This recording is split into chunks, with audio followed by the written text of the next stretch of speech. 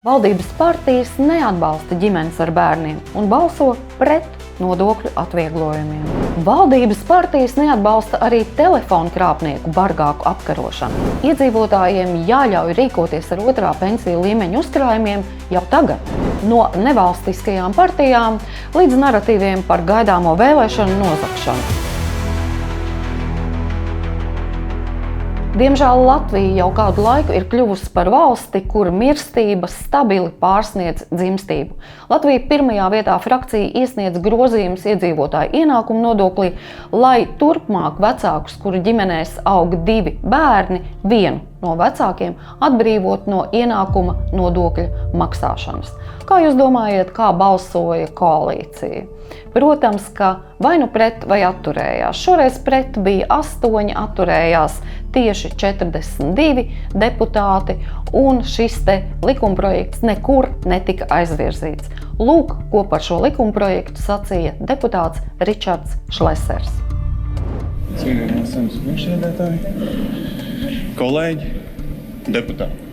2023. gadā Latvijā piedzima 14 490 bērni. 2024. gadā piedzima 12 887 bērni. 2025. gadā piedzima 11 637 bērni. Pagājušā gada dzimstības statistika Latvijā ir satraucoša. Cik reizes mums vajag sasniegt jaunas dzimstības antirekordus, lai beidzot sākt risināt Latvijas demografisko situāciju? Kolēģi, demogrāfiju nevar mainīt ar vienu lēmumu. Bet demogrāfiju noteikti nevar mainīt arī tad, ja mēs nedaram neko. Tāpēc šodien mēs piedāvājam konkrētu un reāli īstenojumu soli. Samazināt iedzīvotāju ienākuma nodokli vecākiem, kuri audzina 2 un vairāk bērnus. Šī priekšlikuma būtība ir vienkārša. Ģimenes, kuras uzņemas lielāku atbildību par valsts nākotni, pelna arī lielāku atbalstu no valsts. 2 un vairāk bērnu audzināšana nav tikai personisks lēmums. Tas ir ieguldījums sabiedrībā un nodrošina Latvijas attīstību. Kad mēs samazinam nodokļus šādām ģimenēm, mēs nedodam privilēģiju, mēs dodam iespēju. Iespēju vieglāk samaksāt rēķinus, iespēju vairāk ieguldīt bērnu izglītībā, iespēju vecākiem justies drošāk par nākotni. Un šādām ģimenēm svarīgs ir nevis vienreizējs pabalsts, bet stabilitāte. Kaut arī grozījumi iedzīvotāju ienākumu nodoklī netika novirzīti komisijai, jau uz nākamo plenārsēdi Latvija pirmajā vietā frakcija ir iesniegusi deputātu parakstus un turpināsim cīnīties par šo pašu jautājumu. Latvija pirmajā vietā frakcijas deputāti atbalstīja apvienotā saraksta pieprasījumu iekšlietu ministram Rihardam Kozlovskim, lai daudz stingrāk apkarotu telefonu krāpniecību, kas šobrīd jau sasniegusi katastrofālus, kosmiskus apmērus. Tā aizvadītajā gadā no iedzīvotājiem izkrāpti vismaz 24 miljoni eiro, iepratīm 2024. gadam, kad šis skaitlis bija 16 miljoni eiro. Spriediet paši, kādos kosmiskos ātrumos tas notiek. Lūk, ko par šo pieprasījumu no Saeimas tribīnes teica LPV deputāte Ramona Petrāviča.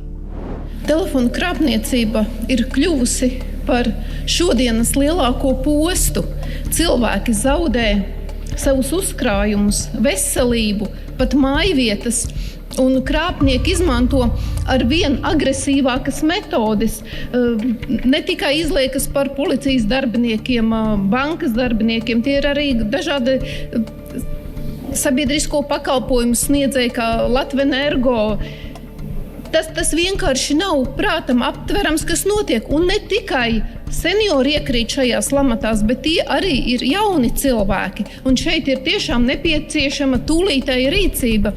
nepieciešams arī informēt cilvēkus. Un informēt tiešām ar masveida kampaļu katru dienu, gan televīzijā, gan radio, gan sociālajos tīklos, gan pie senioru centriem, lai cilvēki tiešām sadzird un lēticīgi neuzķerās uz šiem krāpniekiem.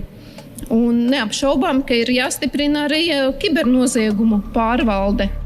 Un pret šo pieprasījumu, lai telefonu krāpnieki tiktu apkaroti daudz stingrāk, cietā vienotībā nobalsoja pret visa koalīcija. Spriediet paši, cik viņiem ir svarīga iedzīvotāju drošība.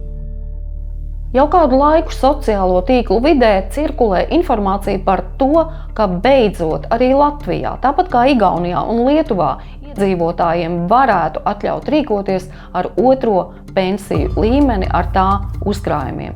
Un lūk, Latvija pirmajā vietā frakcija uz nākamo plenārsēdi, tātad jau marta pirmo plenārsēdi, ir iesniegusi likuma grozījums, lai šis arī varētu notikt. Un ko šie likuma grozījumi paredz, proti tas ir iespēja turpināt uzkrāt fondētās pensijas kapitālu, tātad nelikvidējot šo otro līmeni. Visu uzkrāto kapitālu saņemt vienreizējā izmaksā vai arī saņemt daļu no uzkrātā kapitāla un atlikušā daļa varētu turpināt uzkrāties.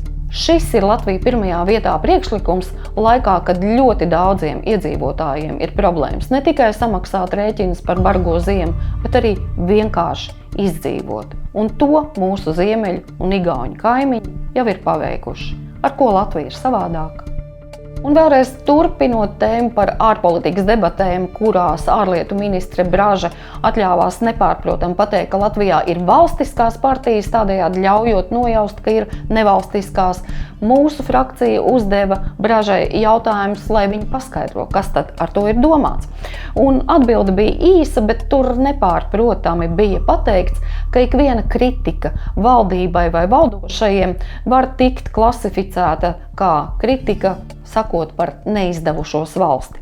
Nu ko, mūsu frakcija un arī partija nekad nav lietojuši šo terminoloģiju neizdevusies valsts, bet valdība gan mums ir absolūti neizdevusies, ieskaitot ārlietu ministri.